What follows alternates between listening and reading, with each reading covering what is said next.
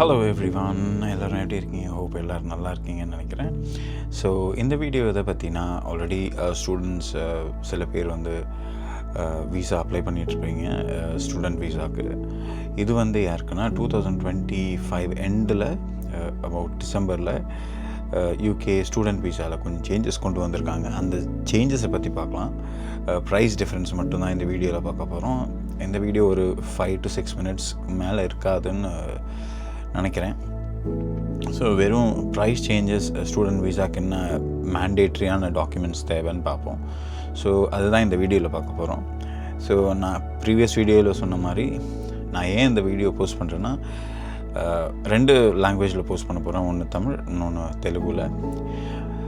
The reason behind it is simply நான் already சில PSW வீசாவில் இருக்கிற ஸ்டூடெண்ட்ஸ் கூட வேலை செஞ்சிகிட்ருக்கேன். பார்ட் டைமர்ஸும் நான் நிறைய பேர் பார்க்குறேன் இப்போது.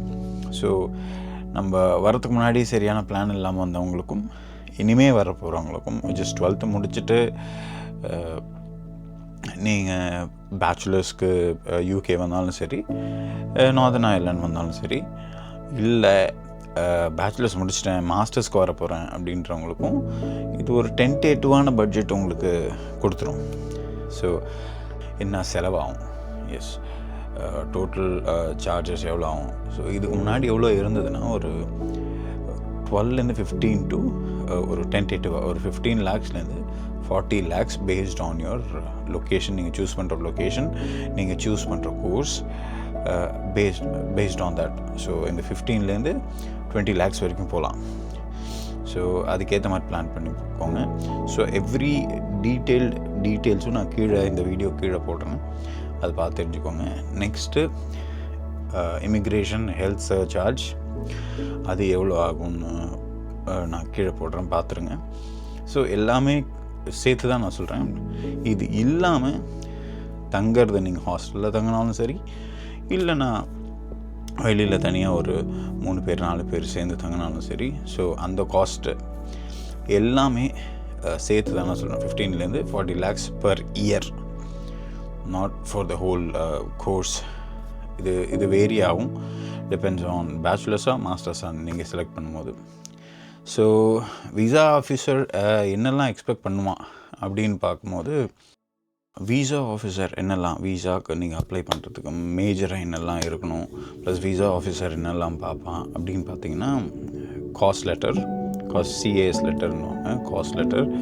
இது வந்து யார்கிட்டேருந்துன்னா, உங்கள் யூனிவர்சிட்டி நீங்கள் எந்த யூனிவர்சிட்டி சூஸ் பண்ணுறீங்களோ அந்த யூனிவர்சிட்டியோட CAS letter, passport, bank statement எதுக்குன்னா, இந்த பேங்க்கில் இருக்கிற பேலன்ஸ் வந்து மினிமம் 1 month பார்ப்பாங்க.